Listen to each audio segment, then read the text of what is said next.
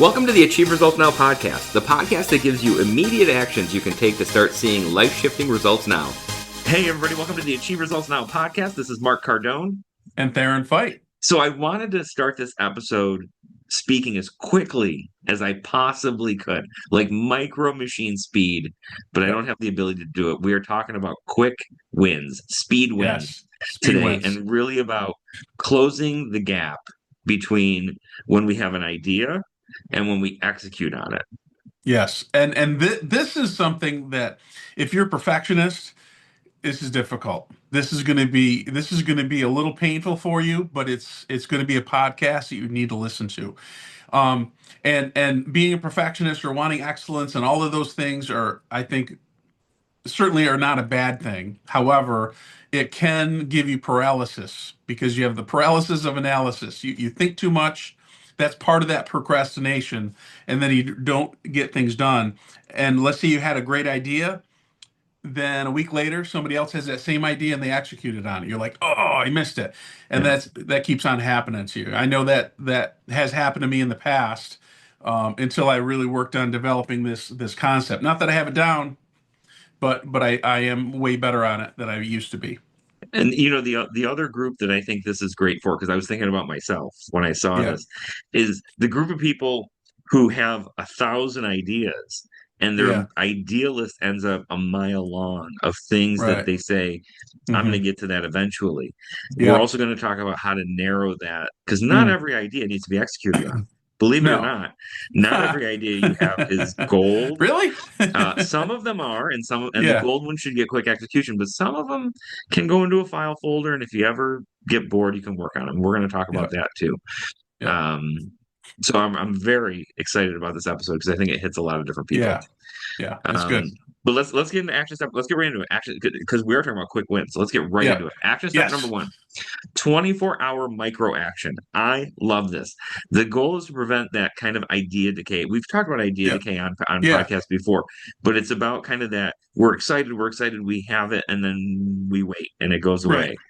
So we're really talking about applying that 24-hour rule, right? Committing to taking a tangible action on a new idea within 24 hours of having it. So, we have an idea. Hey, I want to do this for my business. Something has to happen within 24 hours if it's a good idea. Yeah. Now, the next part of this is identifying the first domino. So part of doing something within the first 24 hours is what's the first thing that what's the next step I could do?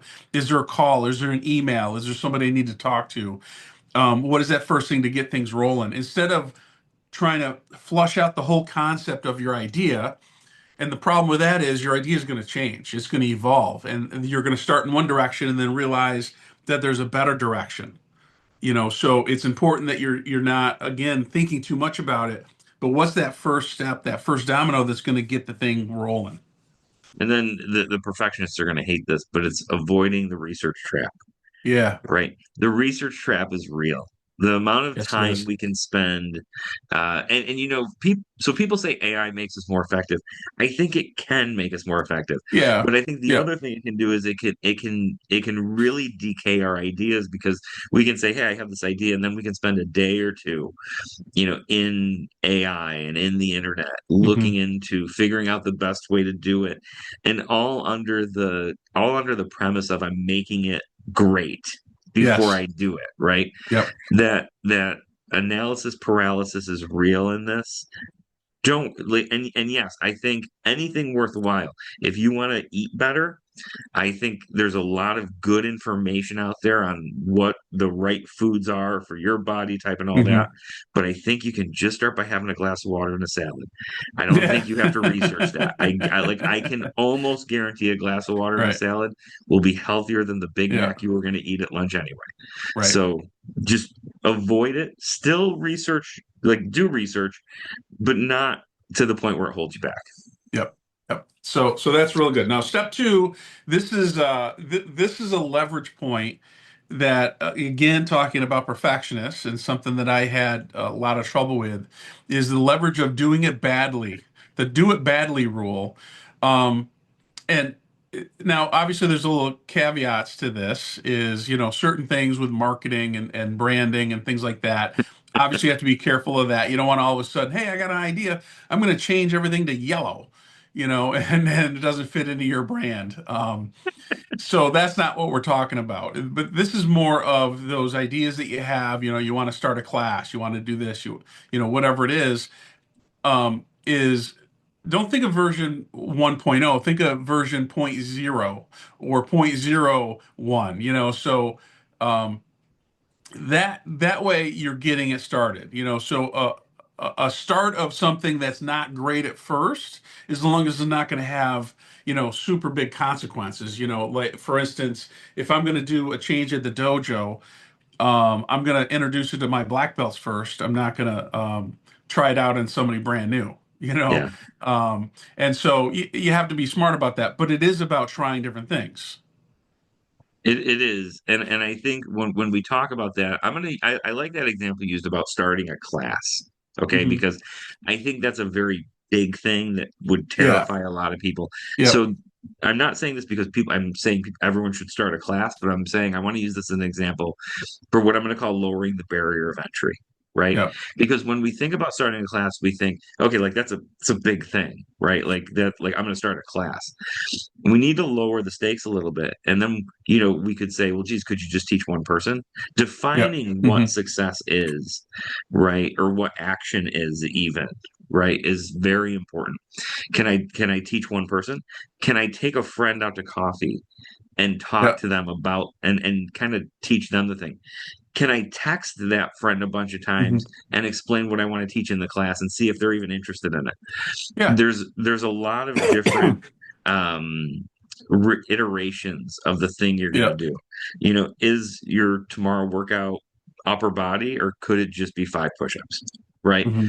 You have to have things that are low entry that you're comfortable with to get started. And part of that, so the next part of this step, or the last part of this step, the reason that works is if you do it quickly and you start implementing things, then you're getting feedback. So like you mentioned, it could be the emails or the text that you're giving a friend, are you interested in this? That's instant feedback. So now you start growing and getting bigger, and you do this one thing and you're getting feedback, and it's not really working. You and I talked about marketing last night, Yeah. and just how something will work for a while and then it won't work, or it'll work here but won't work in that city that's only 10 miles away. It's in the same country and state and basically region, only 10 miles, but it's different, and I think marketing works a lot, that you have to try a bunch of different things and see what works for a while and then stick with it until it doesn't work, but you have to be able to implement things fast, if there's something that you can do, a class that you can start, a marketing thing that you can do, is if you wait and procrastinate, maybe that class, let's say it's a class that you want to take, well, by the time you decide and do your research, the class is filled, Yeah. so now you can't take it anymore. How often does that happen to certain people, right? All And the time. so it's important that you're implementing things quickly, even if it's not exactly the way it should be at first. I love that. So moving into action step 3, which this, like, I love this because it happened to me yesterday, and I'm going to talk about that real quickly. Okay. About creating an environment of immediacy, right?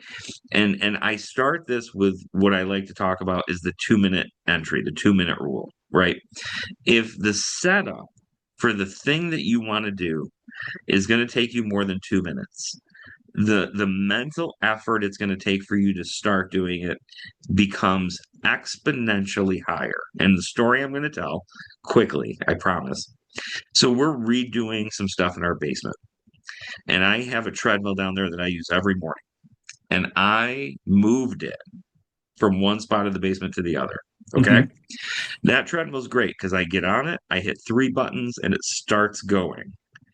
But I moved it. And yesterday morning when I got on, something disconnected in the little Ah, computer, and yeah. it wouldn't start. So Ah, I had to get off, I had to unplug it, I had to restart it. yep. I had to get the TV on it working again. I had to log in. I forgot my password. Of course. This all took about 7 minutes. Yep. And by the end of that 7 minutes, I could feel my brain saying, I can just do it later. Yep. You know what? I'll just come back and do it. Like, Yep. Yep. the Yep. mornings are tight. I got to get to the office. that extra time, if it took me 30 seconds, no effort. I would have been on it and moving. Anything you do, if there's that much setup involved, if I want to work out and I have to wash my clothes first because I didn't do it the night before and get them ready Hmm. to go, I'm not going to do it. Right. So practice that 2 minute rule. Make sure whatever action you're going to take Hmm. takes you less than 2 minutes to start doing. Yep. Now the other part of this is the go no go filter, and in fact, I used this last night. Hmm. Is I had an idea. I do a staff an instructor training and workout on Monday evenings. And so I usually talk to the three staff, that are paid staff afterwards. And I said, I have an idea for a class I want to try. What do you guys think? And they're like, oh yeah, that's good. And I'm like, all right, well, let's figure out when we want to do it. So not only did I presented the idea, they liked it. We came up with a date, what we're going to do, and by the time I got home last night, one of the instructors already texted me um, some details upon it of what we would need to do to implement it. Like, so Hmm. everything was happening. So we basically have it all set, and it was, from concept to on the calendar, all within the same night. And that's what we want to do. Now, is that always the case? No. But instead of, having a committee, what do you think? Get back to me in a week, all of this, we just got it done. I love that. And that's what the it was a good idea, so let's go and run with it. Let's get it done. Let's Yeah. schedule it. And I love that because like we said with my never ending to do list, not Yeah. all the ideas are gold. Some need to get thrown away, but Yeah. the good ones need to get acted on quickly. And Yep. then, adding into this, I think public accountability is good. I don't think you need to tell the Yeah. whole world in social media No. what you're doing, but I No. think telling people that I like that's why I have a coach because Yeah. I know once a month or every 3 weeks we're going to get on the phone and they're going to say, Yep. "Hey, how are you doing on that thing you said you were going Yeah. to do?" Yeah. And sometimes, because I'm human, I get the reminder email that we have a Hmm. meeting coming up in 2 days, and my brain wants to go, I should reschedule this for a week because I was lazy this week. There's a part of me, right? But and I'm not gonna lie, I've done that before. She's listening.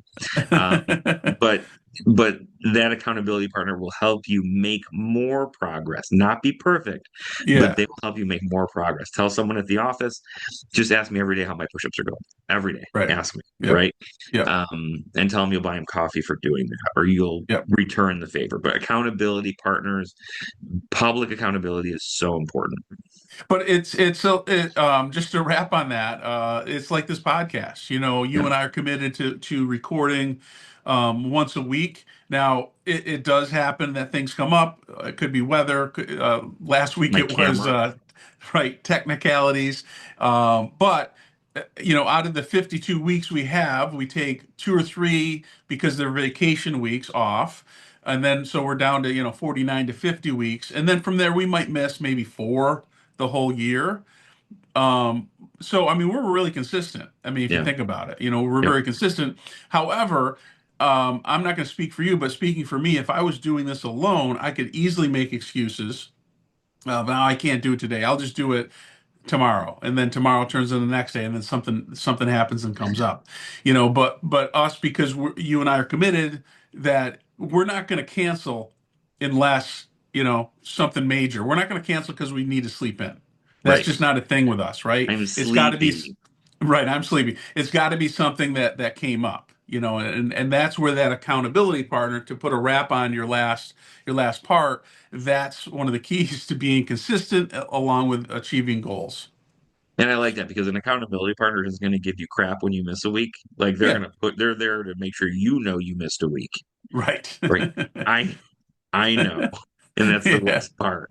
yeah, Um, yeah, all right, so let's go. So let's go back through this about quick wins. I really like this. I think people can yeah, implement this today and get a lot out of it. So number one, put in that 24-hour micro action. So that yeah. 24-hour rule. When I have an idea, what is that first domino I can hit within 24 hours without getting bogged down with research and tip that domino over? Right. And number two is leverage the do it badly rule. And this is where instead of trying to, figure out what should I do and planning and all of that is just start it. Just get it done. Make sure that it's okay. Along with that is make sure the barrier of entry is low, and then change if you need to. But speed is where it's at. Implement it quickly. And speaking of speed, action step 3, create an environment of immediacy. That 2-minute rule saves my life. If it takes you more than 2 minutes to get started, you're not going to do it. Right. Make sure that as ideas come in, you have that go, no go filter. If it's a good idea, go to step 1, put that 24 Right. hours in. If it's a Hmm. no go, you don't have to toss it away, but put it somewhere where you're not going to think about it anymore Right. until you're ready. Right. And then really putting that public accountability in, get somebody who you are going to be accountable to, so that when you have those excuses, you have to at least hear yourself say them to yourself, if not Yeah. hear yourself say them to somebody else. Because when you hear yourself say them, you realize how ridiculous they sound most of the time. Right. And that wraps up this Agreed. episode of the Achieve Results Now podcast. Share this with someone who could get some quick wins, and we'll see you on the next episode. Thanks, everybody. Thanks for listening.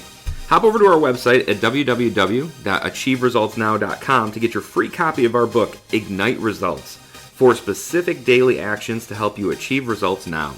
You can find us on Facebook at facebook.com/Achieve Results Now. Thanks for listening, commenting, and subscribing. Now get out there and achieve results now.